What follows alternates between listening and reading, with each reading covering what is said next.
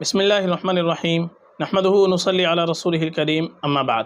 محترم ناظرین کرام، ایک صاحب ہیں حذیفہ فہد، انہوں نے سوال کیا ہے: السلام علیکم حضرت، اس شفانہ نام کیا میننگ ہے؟ پلیز ضرور بتائیں۔ وعلیکم السلام ورحمۃ اللہ وبرکاتہ۔ دیکھیے، لفظ آپ نے پوچھا ہے شفانہ، بڑے شین کے ساتھ میں۔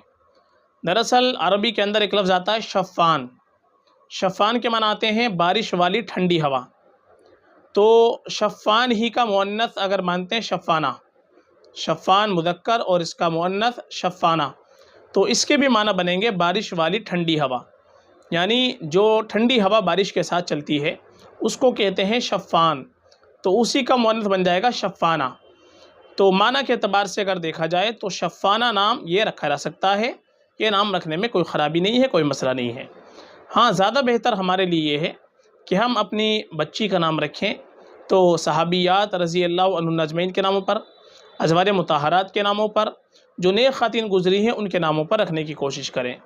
اور صحابیہ کا نام اگر دیکھنا ہو تو اسی سے ملتا جلتا نام آتا ہے صفانہ، چھوٹے سین کے ساتھ میں صفانہ، اس کے مناتے ہیں قیمتی موتی۔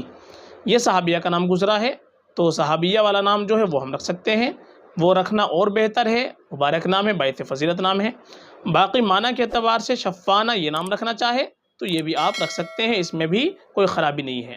اور آپ کو صحابہ صحابیات کے نام دیکھنے ہیں تو ہماری پلے لسٹ کے اندر وہاں پر آپ کو صحابہ صحابیات کی پلے لسٹ مل جائے گی، اور اے سے لے کر زیڈ تک کسی بھی لیٹر سے آپ کو لڑکے کے نام یا لڑکی کا نام دیکھنا ہو تو اس کی پلے لسٹ بھی آپ کو مل جائے گی، وہ بھی آپ دیکھ سکتے ہیں۔ تو یہ نام آپ بالکل رکھ سکتے ہیں فقط، واللہ اعلم۔